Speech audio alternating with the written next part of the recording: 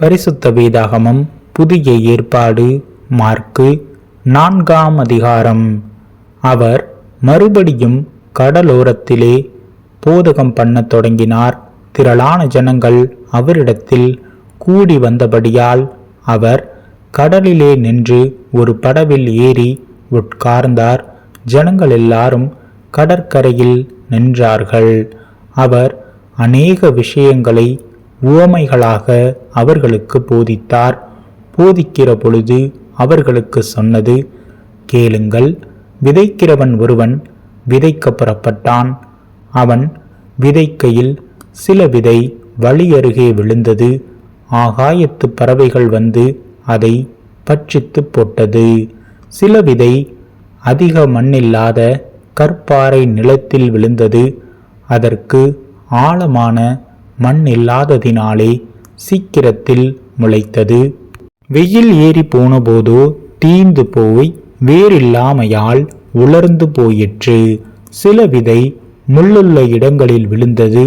முள் வளர்ந்து அது பலன் கொடாதபடி அதை நெருக்கி போட்டது. சில விதை நல்ல நிலத்தில் விழுந்து ஓங்கி வளர்கிற பயிராகி 1 30, 1 60, 1 100 பலன் தந்தது. கேட்கிறதற்கு காதுள்ளவன் கேட்க கடவன் என்று அவர்களுக்கு சொன்னார்.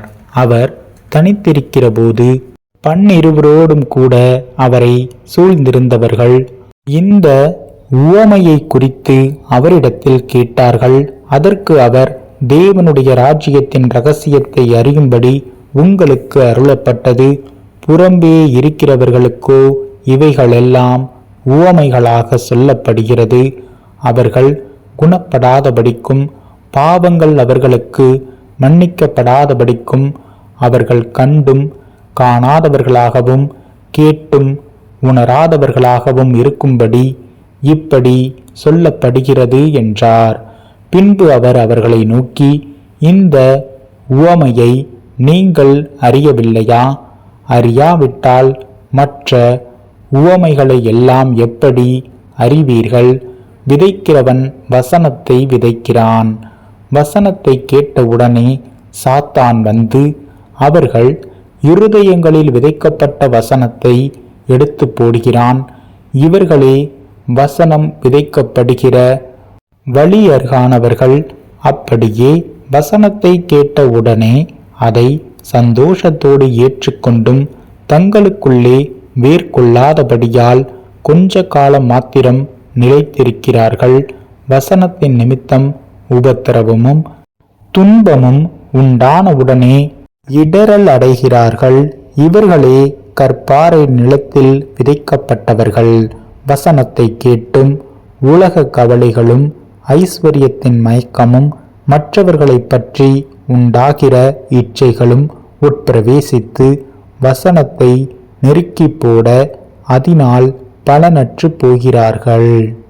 இவர்களே முள்ளுள்ள இடங்களில் விதைக்கப்பட்டவர்கள். வசனத்தை கேட்டு ஏற்றுக்கொண்டு 1 30, 1 60, 1 100 பலன் கொடுக்கிறார்கள். இவர்களே நல்ல நிலத்தில் விதைக்கப்பட்டவர்கள் என்றார்.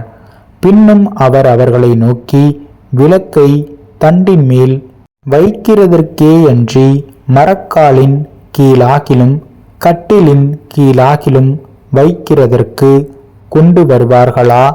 வெளியரங்கமாகாத அந்தகாரமும் இல்லை, வெளிக்கு வராத மறைபொருளும் இல்லை. கேட்கிறதற்கு ஒருவன் காதுள்ளவனாயிருந்தால் கேட்க கடவன் என்றார். பின்னும் அவர் அவர்களை நோக்கி, நீங்கள் கேட்கிறதை கவனியுங்கள். எந்த அளவினால் அளக்கிறீர்களோ அந்த அளவினால் உங்களுக்கும் அளக்கப்படும். கேட்கிற உங்களுக்கு அதிகம் கொடுக்கப்படும்.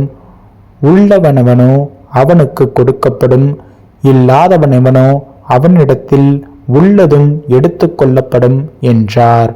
பின்பு அவர் அவர்களை நோக்கி, தேவனுடைய ராஜ்யமானது ஒரு மனுஷன் நிலத்தில் விதையை விதைத்து இரவில் தூங்கி பகலில் விழித்திருக்க அவனுக்கு தெரியாத விதமாய் விதை முளைத்து பயிராகிறதற்கு ஒப்பாய் இருக்கிறது. எப்படி என்றால், நிலமானது முன்பு முளையையும் பின்பு கதிரையும் கதிரிலே நிறைந்த தானியத்தையும் பலனாக தானாய் கொடுக்கும். பயிர் விளைந்து அறுப்பு காலம் வந்தவுடனே அறுக்கிறதற்கு ஆட்களை அனுப்புகிறான் என்றார்.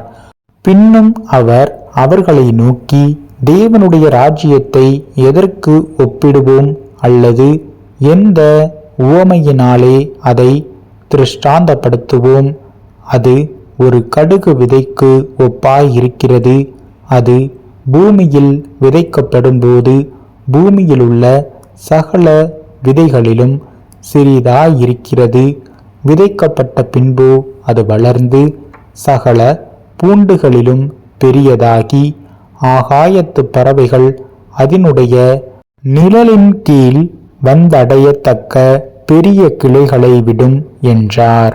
அவர்கள் கேட்டறியும் திராணிக்குத்தக்கதாக அவர் இப்படிப்பட்ட அநேக உவமைகளினாலே அவர்களுக்கு வசனத்தை சொன்னார். உவமைகளினாலே அன்றி அவர்களுக்கு ஒன்றும் சொல்லவில்லை. அவர் தம்முடைய சீஷரோடு தனித்திருக்கும் போது அவர்களுக்கு எல்லாவற்றையும் விவரித்து சொன்னார். அன்று சாயங்காலத்தில் அவர் அவர்களை நோக்கி, அக்கரைக்கு போவோம் வாருங்கள் என்றார். அவர்கள் ஜனங்களை அனுப்பிவிட்டு அவர் படவிலிருந்தபடியே அவரை கொண்டு போனார்கள். வேறே படகுகளும் அவரோடே கூட இருந்தது. அப்பொழுது பலத்த சுழல் காற்று உண்டாகி படகு நிரம்பத்தக்கதாக அலைகள் அதின் மேல் மோதிற்று. கப்பலின் பின்னணியத்தில் அவர் தலையணையை வைத்து நித்திரையாயிருந்தார். அவர்கள் அவரை எழுப்பி, போதகரே, நாங்கள் மடிந்து போகிறது, உமக்கு கவலை இல்லையா என்றார்கள்.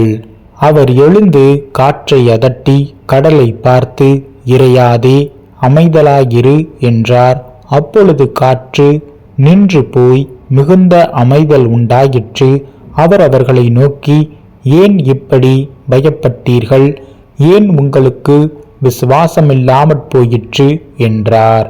அவர்கள் மிகவும் பயந்து, இவர் யாரோ, காற்றும் கடலும் இவருக்கு கீழ்ப்படுகிறதே என்று ஒருவரோடொருவர் சொல்லிக் கொண்டார்கள்.